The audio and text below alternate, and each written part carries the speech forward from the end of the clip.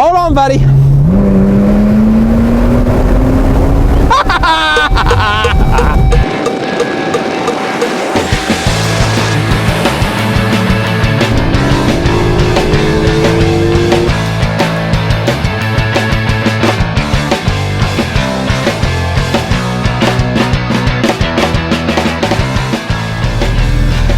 Hey everyone, well, I'm very excited for this week's car review. This week I am driving one of my favorite cars, the 911, and not just any 911, I am driving the very top of the line, the very tippy top model, the Turbo S, and added to that it's the Cabriolet model as well to make it just a little more expensive. You know, the Turbo S Cabriolet comes in at $195,000 before any options are added, so it is a very expensive 911 and really encroaching into the McLaren Ferrari world in a lot of ways. People that are paying this much money for a 911 are starting to consider, do I want a 458, do I want a McLaren, and that type of thing. But the other thing, of course, about a Turbo S is the incredible performance that they're capable of. You know, this car is a supercar in a lot of ways. The numbers it is capable of are simply astonishing. You know, the one that leaps to mind immediately is, of course, the 0 to 60 or the 0 to 100 kilometers an hour. Porsche say that is 2.9 seconds, but anyone that tests one of these cars finds it can actually do it in 2.6 seconds, which is only a tenth of a second off a Bugatti Veyron. So yeah, this is certainly a supercar in performance. But the real performance of these cars isn't talked about a lot, and even though I did a little bit of research looking at other people's YouTube videos of their reviews of this car, a lot of them don't talk about the mid-speed performance or the overtaking performance, which is what really amazes me, you know. And when we take it for a drive, I'll talk more about that. But you know, the incredible performance in this car is when you're already moving down the road, you put your foot down and wow, you're away. So I've got William in the back, and he's wearing his yellow seatbelt because we're going to be pulling some G's today. I'm going to be doing this review a little differently than I normally do my reviews. Normally I do talk about the car, talk about competitors, talk about the inside and the outside, and then take it for a drive. Let's just jump straight in and take it for a drive. It's too much of a fantastic car not to jump in and do that. So there, that's what we're going to do. I'm going to first of all tell you what this is very briefly. Then we're going to take it for a drive, talk about some of the performance that this car is capable of. And then we're going to stop and take a tour of the outside and the inside. And I wanted to spend a bit of time on talking about what do you get with a Turbo 911 and what do you get with a Turbo 911S, because I don't think anyone's spent any real time looking at that. And as somebody that's interested in perhaps buying one of these cars themselves, I've spent quite a bit of time researching, you know, what do you get for your money for these cars? You know, as I said before, you're spending a lot of money, you're starting to encroach on other exotic sports car prices, so should you consider something else? So I'll go through in more detail about what are you getting with a Turbo or a Turbo S, which I think you'll find interesting. But anyway, let's jump straight in and talk about what this car is and then take it for a spin.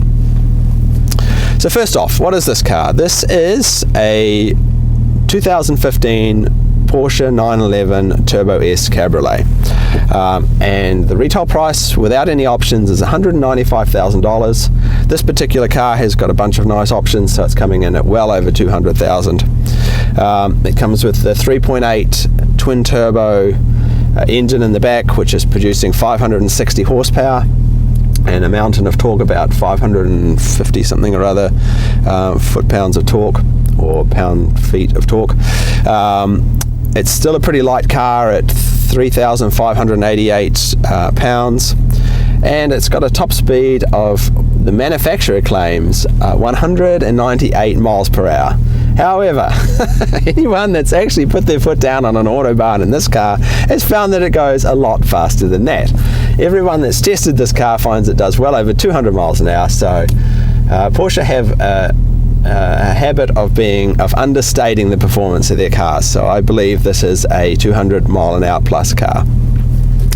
Really, however, the really impressive thing about this car is some of the other numbers. it can do a standing quarter mile in 10.8 seconds. There are very few cars in this world that can do a sub 11 second quarter mile.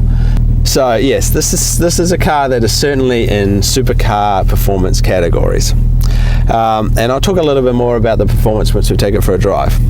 So yeah, let's not waste too much more time me blathering on. Let's take it for a drive. The only other thing I'll add before we drive off is how comfortable I feel in this car, being a person that's driven, 911s and owned a 911. And that is, it doesn't matter whether it's the bottom of the line Carrera 2 or the Turbo S. These cars are very, very similar. The inside of this car is almost identical to any other Porsche 911. And so it makes switching between models very easy. It's very easy for me to jump in this car after being in, say, a Carrera S and feel completely at home and know exactly how to use everything. They don't change anything. It looks the same inside throughout the entire range, which some people might consider to be a bad thing, because if you're paying twice as much, surely you should get a whole lot of bling inside. But no, this is very similar to, say, my Carrera S that I owned. So anyway, let's get on with the driving, and then we will stop and look at the styling of the car, look at the features on the inside, and then we'll go really in depth into what we get with a Turbo and a Turbo S. So I hope you guys enjoy this video. I know I'm going to love making it. This is one of my favorite cars, and so William and I are going to take it for a spin with you right now. Okay, so here we go, taking the 911 Turbo S for a spin. How much fun is this? So, unfortunately, I can't get you all into the car and show you the amazing G-forces that happen when I put my foot to the floor. So, instead of that, what I've done is I've put the camera over here as close as I can to the speedometer and to the tach, to give you a better feel for what I'm talking about when I talk about the performance of this car. A lot of people do videos on this car showing them racing around a circuit and talk about the performance, but the best I can do to impart the feel of torque and the rush and the basic leap to the jump to light speed that this car does every time you put your foot down is to show you the speedometer and what it does. And the first thing I wanted to demonstrate was its overtaking performance, which is nothing short of extraordinary. So let's say I am cruising along behind a caravan or truck or Toyota Corolla, and I'm doing a leisurely 50 to 55 miles an hour as I'm doing now, and suddenly I get the opportunity. Let me just wait for this policeman to go past. I get the opportunity to overtake. So here I am. I'm going to put the sport mode on. I'm doing 53, and I put my foot down.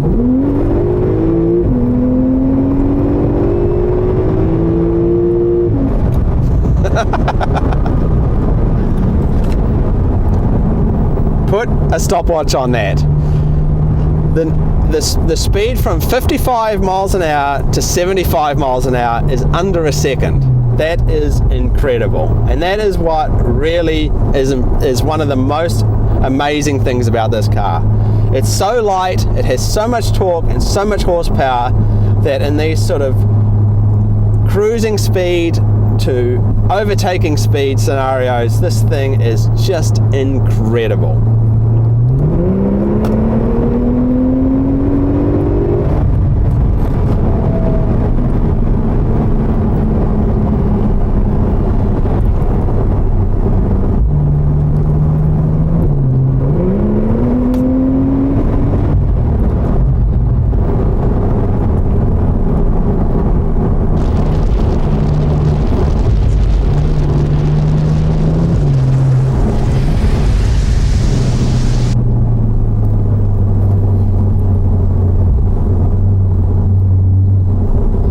Now I'd love to be able to do a launch control, but this is a brand new car and the owner of this car hasn't even done a launch control in it himself.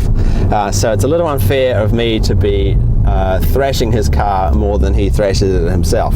But what I will do is I'll wait for this traffic to go by and we'll just do a regular launch, and even that is nothing short of spectacular in this car. So we'll wait for that Honda Pilot to disappear, and then we'll just bury the boot. Here we go.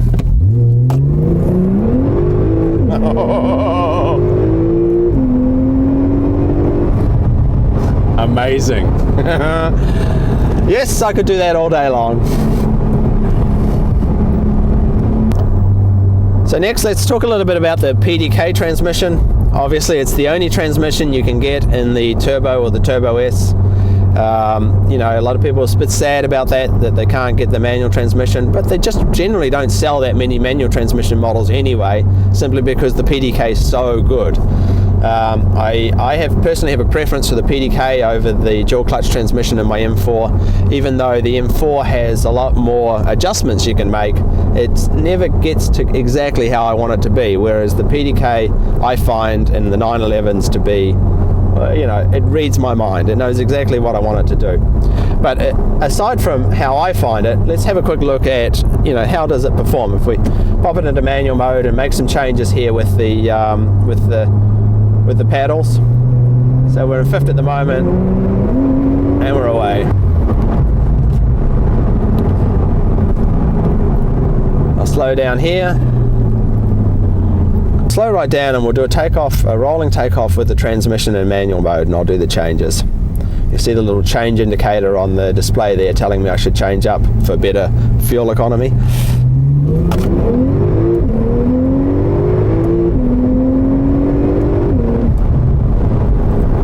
Yeah, it bangs through those changes and makes such a great noise when you pop it down a gear as well.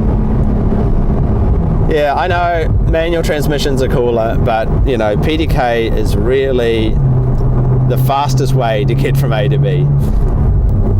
So next, let's talk a little bit about the handling.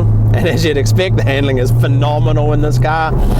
This car has the Porsche dynamic chassis control, which I'm familiar with because I had it in my 911. Not that it really needs it. You know, the Porsche dynamic chassis control is, I guess it's a track tool in a lot of ways. If you drive a 911 without it, you hardly notice it's missing. They corner so flat as it is. But yeah, you know, if I do a few S maneuvers on the road here, you see just how flat it's handling, and I'm doing 70 odd miles an hour. Yeah, it is a beautifully handling, confidence inspiring car, that's for sure. So it takes off like a rocket and it handles beautifully, but how does it brake? Well, there's the thing, and all 911s brake very well for two reasons. They're pretty light cars, and because the engine's over the rear, when you're braking, not as much weight comes to the front of the car, so the rear wheels do a fair amount of braking, even at heavy braking. So all 911s brake well. This car of course brakes even better because it's got the carbon ceramic brakes. The carbon ceramic brakes just mean that you're not going to get any fade from repeated abuse of the brakes. One of the nice things about carbon ceramic brakes, of course, is that you don't get as much brake dust, so you don't have to clean your wheels as much. Plus, they're just pretty cool. You know, if you can afford to get carbon ceramic brakes on your car, you should. I can't demonstrate, I don't really want to demonstrate a heavy braking in this car, A, because it's not my car and I don't want to do things that I shouldn't be doing in it, but also because it's winter and the roads are not just cold and a little icy, but worse than that, they're covered with salt, and so the salt makes for fairly slippery conditions, and so it's really not going to do justice to the enormous stopping ability of this car. So you just have to take my word for it, this car stops very, very well.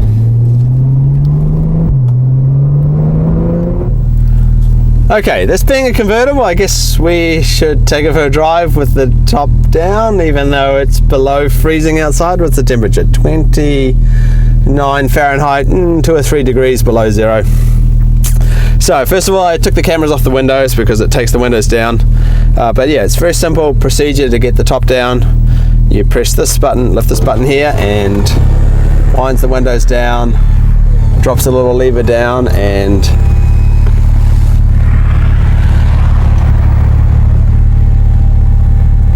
we have some open air driving. Oh, and the windows go back up again. You ready to get cold back there, William? Aha!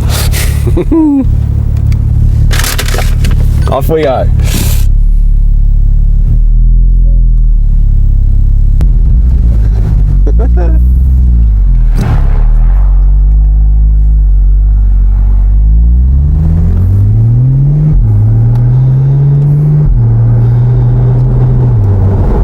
little squirrel. Ah, nearly got ya. Okay. So I can confirm that open air driving in this weather is miserable. Well, actually, I'm doing all right. Where are my gloves? Oh, I need my gloves. Put my gloves on.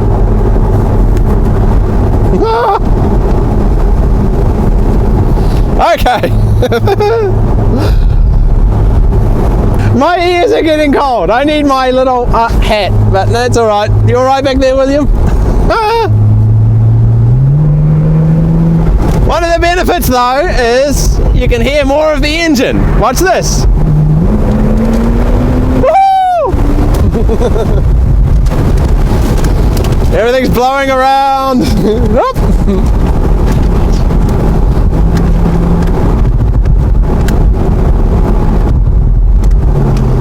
So yeah, this is convertible driving. Probably best left for the summer months.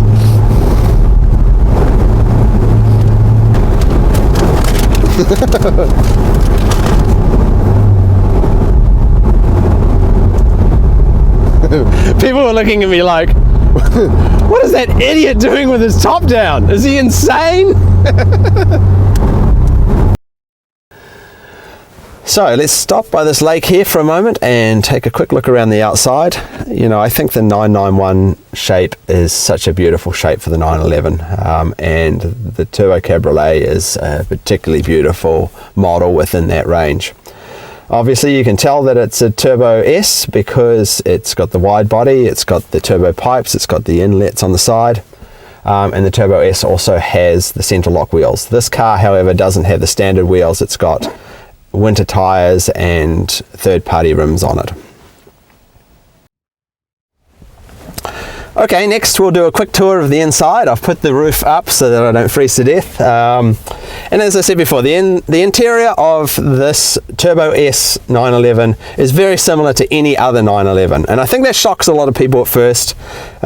People that are spending so much more than a standard Carrera or Carrera S are expecting more bling inside, particularly if you're coming from a car like the Mercedes or the BMW, where the AMG or the M series are so different inside. You kind of expect the top of the line models to be different inside, but Porsche doesn't do it that way. You know, they keep the cars pretty much standard inside. If really, actually, the only clues that this is a special model or a Turbo or Turbo S is that Turbo is written here in the PDK, Turbo S is written on this on the tach, and the speedometer goes up to 225 instead of 200.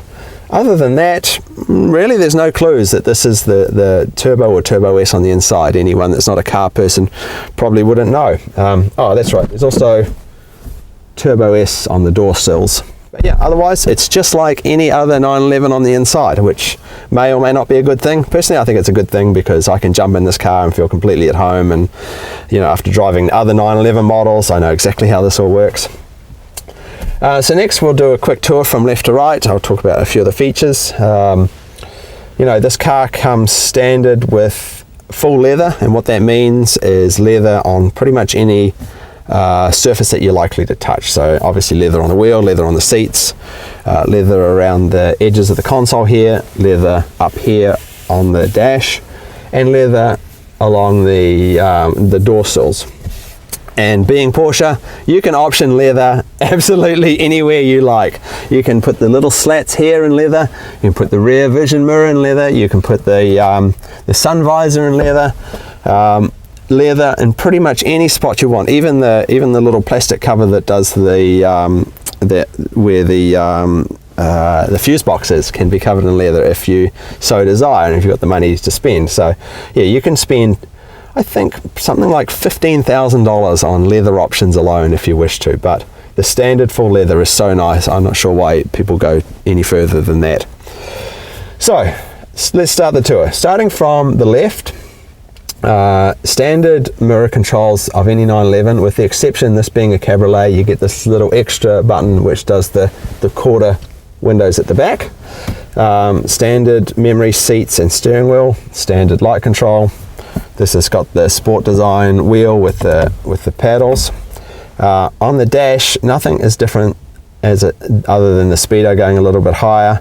However, on the turbo models, you do get a little turbo gauge. If I can point the camera at here, this little boost gauge here, and you can actually configure this. This is the multifunction display. It's configurable, so you can put anything you like on here, and you can even, the top layer here where it's showing the distance to empty at the moment, that's configurable so that it doesn't matter what mode this is in, it'll always show that. So you could actually configure the turbo boost to sit up there, and when you move that turbo boost up to the top, it actually shows a little like a pie chart, half pie chart thing, which is quite neat. So I'd be tempted to do that.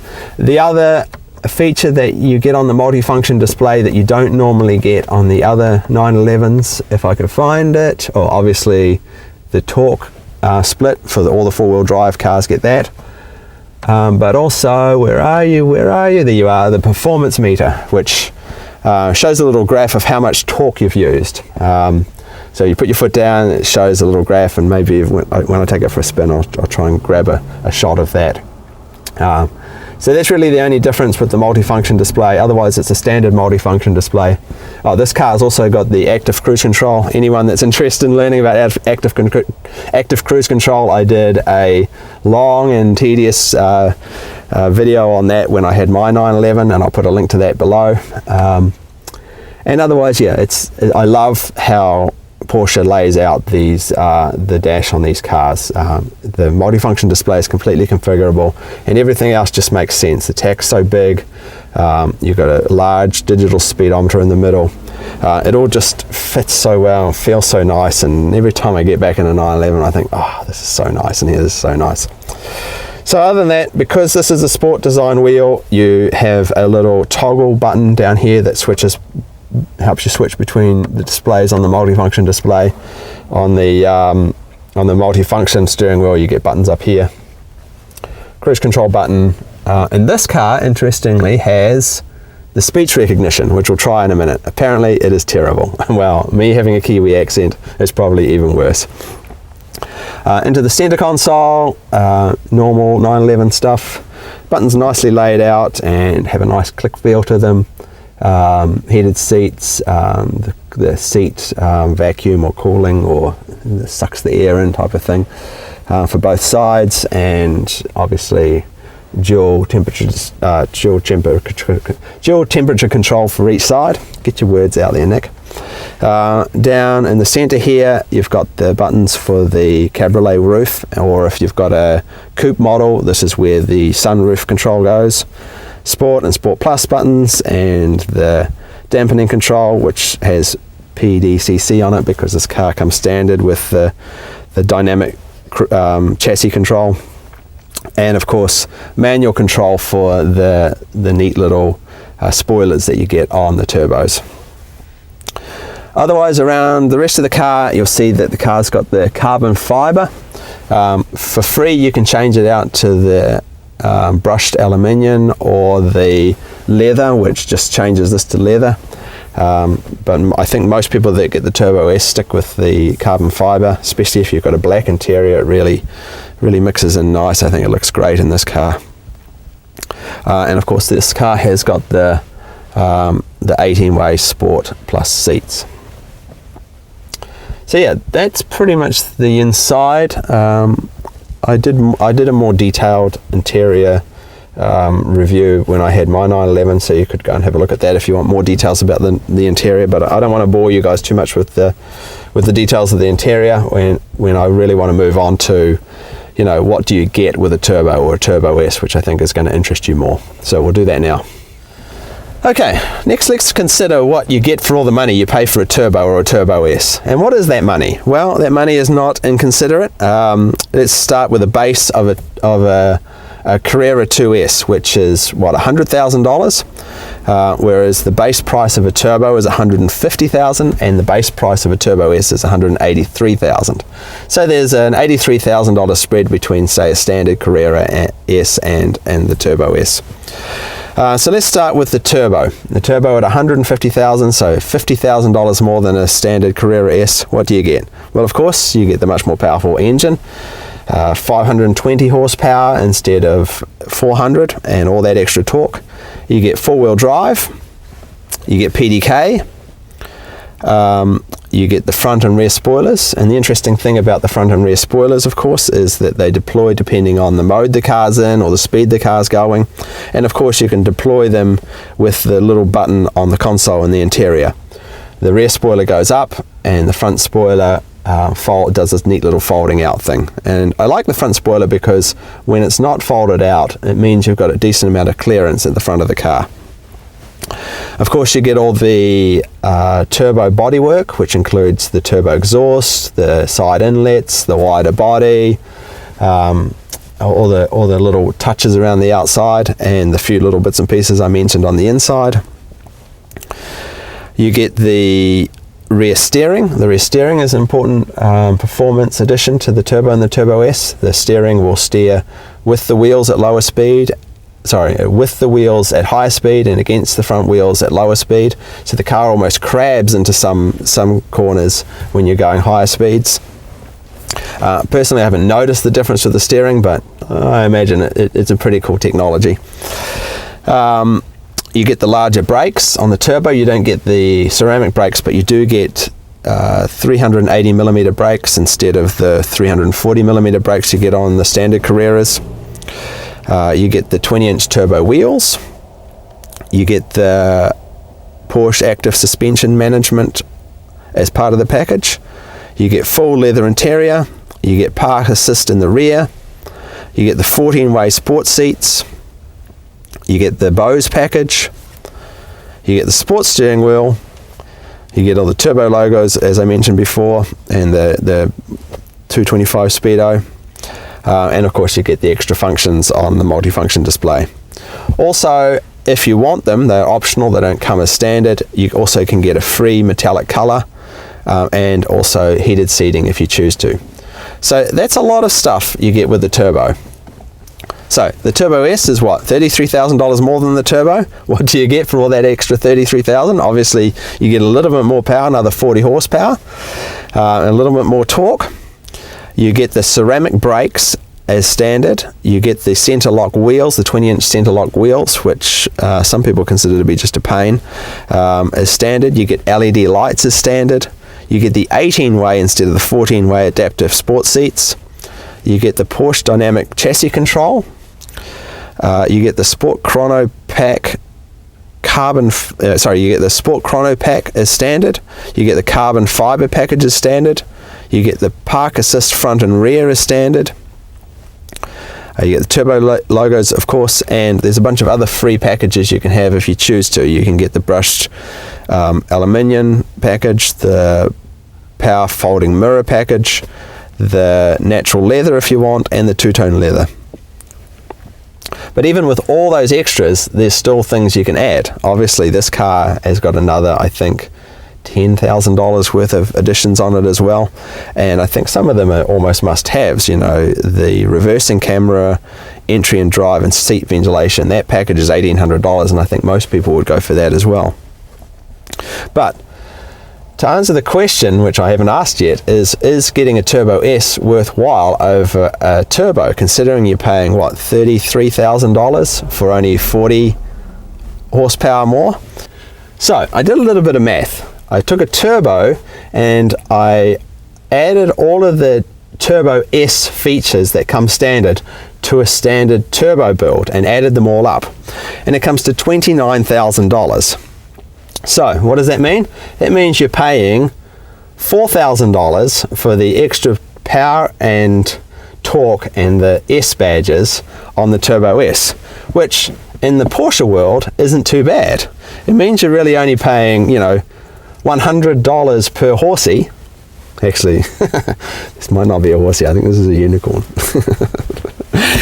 So Porsche horsies, only $100 per horsepower, which is actually a bargain when you consider on the Carrera S the power kit you can get for that, which is about $18,000, I believe, and that gets you 30 horsepower. You're paying $600 per horsey poor horsey again. So yeah, the Turbo S, if you want all of those options that come standard with the Turbo S, is actually a little bit of a bargain compared to the Turbo.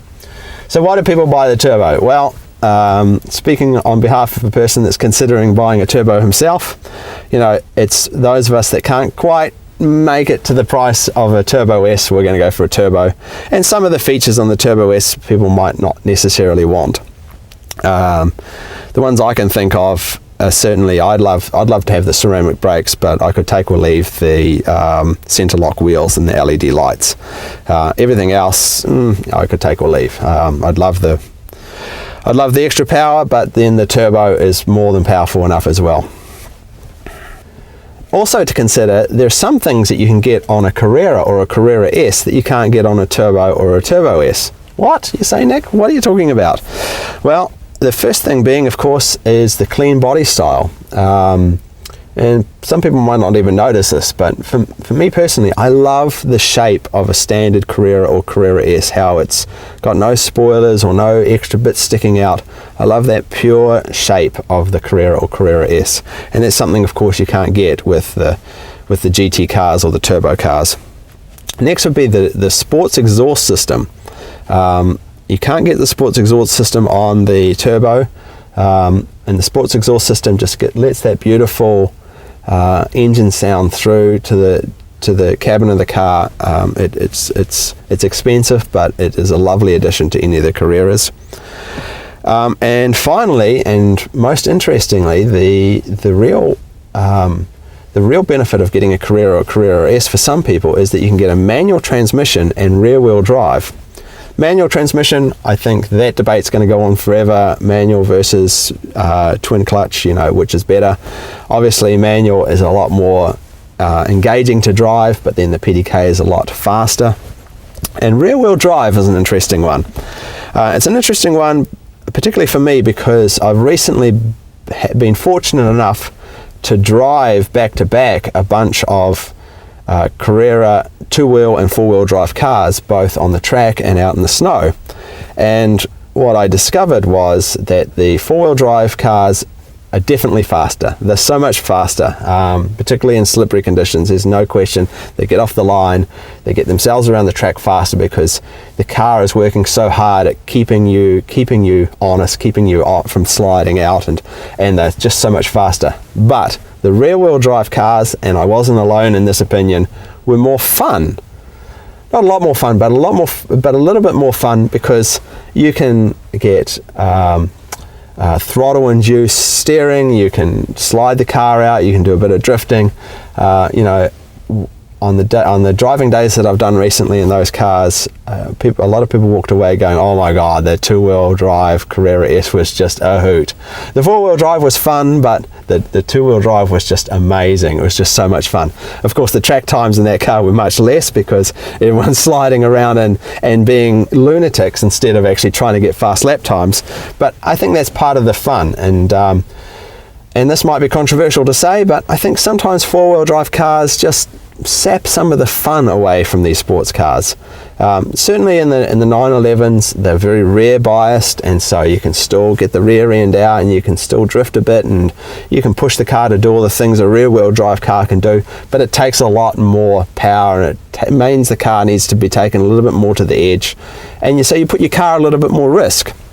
Whereas with the rear-wheel drive cars, they're just a hoot. You can do all sorts of lunatic things, and it's a lot of fun. So, you know, that's something certainly to consider, is that once you get up into these top-of-the-line Turbo and Turbo S models, there's no rear-wheel drive option unless they bring out the GT2, which by all accounts, I believe, is a real handful, because you get all the power of the turbocharged engine, but just rear-wheel drive, so it's all over the place.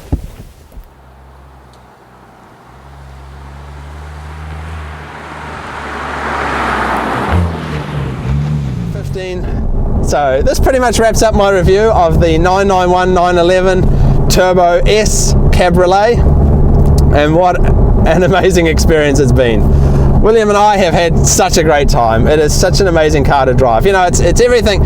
Every 911 is so much fun to drive, but this is a 911 on steroids. So it's just that it's taking it up that level again.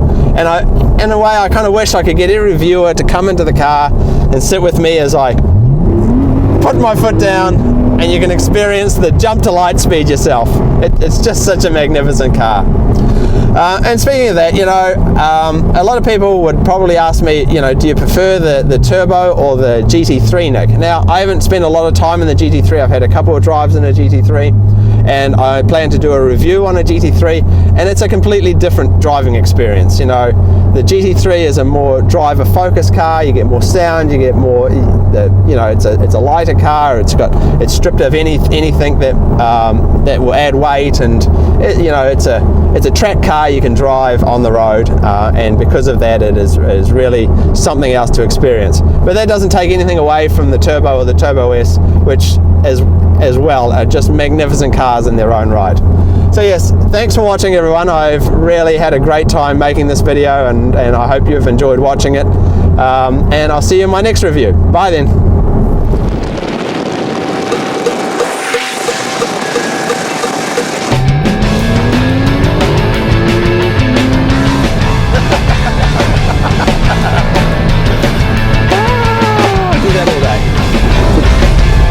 Starting to lose feeling in my face now. My mouth has stopped working. One of the features of this, one of the options on this car happens to be that it's got the voice command, which is not standard on the 911s. And I was just curious to see whether it's as hopeless as the voice command in my M4. You press the button on the end of the stick here, and one of the most basic functions it can do is you can say go home, and it will take you to the home address of the owner of this car. So let's try that now. Go home. It's come up with the telephone function. Useless. Let's try it again. Go home. It's thinking to call John Doe. Thank you, voice command. Useless as always.